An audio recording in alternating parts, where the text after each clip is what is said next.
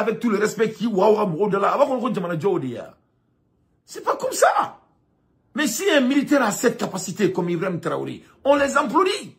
Mais ce que nous on a là, ça là, il ne peut pas.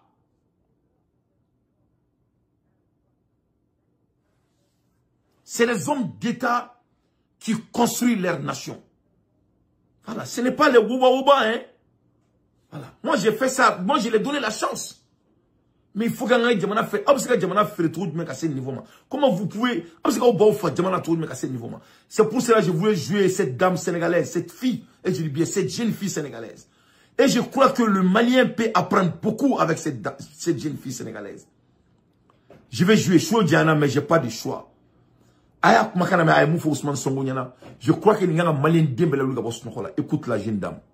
Monsieur le Premier ministre, Mesdames et Messieurs les membres du gouvernement, Mesdames et Messieurs les représentants du patronat, honorables représentants des syndicats, Mesdames et Messieurs,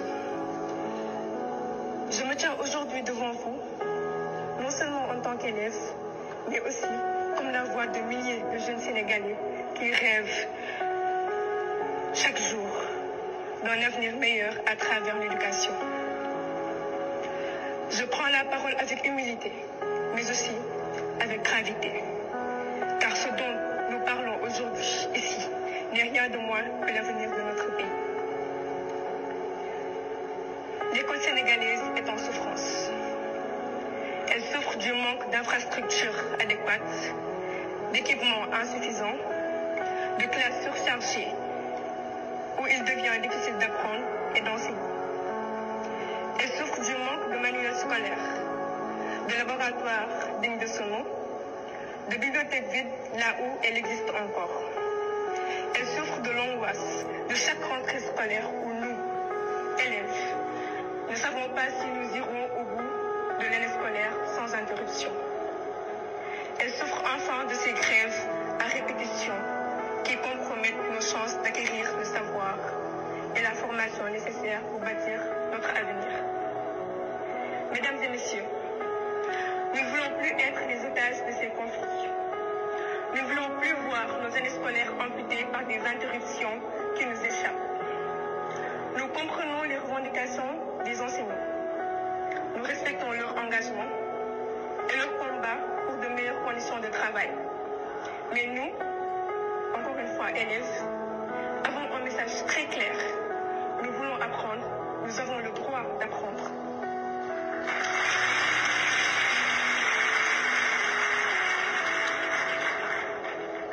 Nous rêvons d'une école stable, où les enseignants sont présents et motivés, où nous pouvons nous concentrer sur nos études sans craindre une nouvelle suspension de cours. Nous ne voulons plus d'un système où la qualité de notre formation dépend de la durée des grèves et des négociations. L'éducation est notre bien le plus précieux. Elle ne peut plus être prise en otage. À l'État, Monsieur le Premier ministre, nous lançons un appel solennel. L'éducation n'est pas une dépense, c'est un investissement.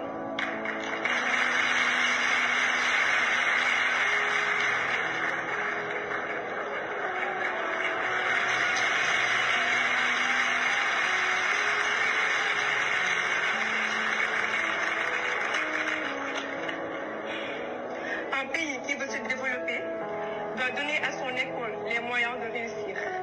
Cela passe par des infrastructures modernes, des enseignants bien formés et motivés, des ressources pédagogiques adaptées à notre époque.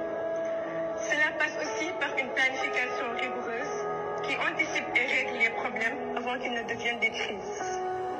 Monsieur le Premier ministre, Mesdames et Messieurs, nous, élèves du Sénégal, voulons croire en un avenir meilleur.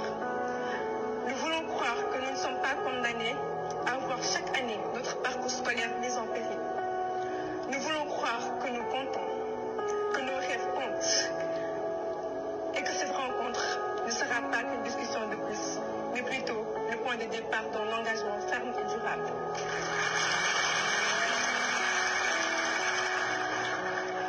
Le Sénégal de demain se construit aujourd'hui dans nos écoles, nos lycées et nos universités. Donnons à l'éducation toute la place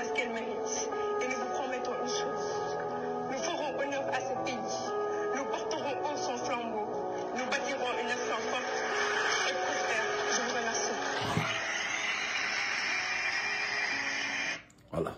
Ministre Flek Kachiri là. Le Sénégal de demain se construit aujourd'hui, pas demain. L'école n'est pas un investissement. Ce n'est pas des dépenses. C'est une obligation. Mali kono, ala on gâte l'école Koukoumala. Ala l'école Koukouma ta la priorité. C'est pour cela que je demande à la femme malienne. On sait qu'à faire fait n'est trop denté à il faut faire tout au de Wakala. Ça sera la seule manière de libérer le Mali. Voilà pourquoi l'éducation du Mali est prise en otage.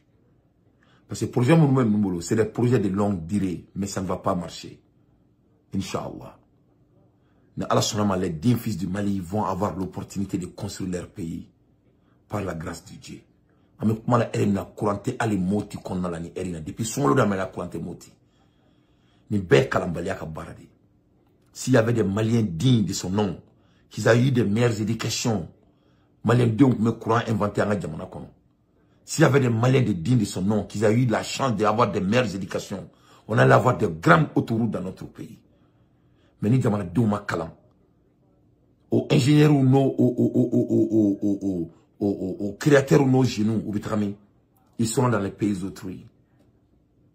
Donc, abeteli. Quand tu regardes l'Inde, pourquoi l'Inde est aussi autant développée? Parce que tous les génies du monde sont où? C'est les Indiens.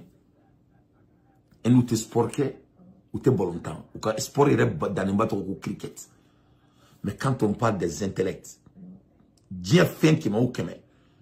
Bi kontoni kontombe glan endu riba endu to bala nata damne la ba chamanchela. Kalam.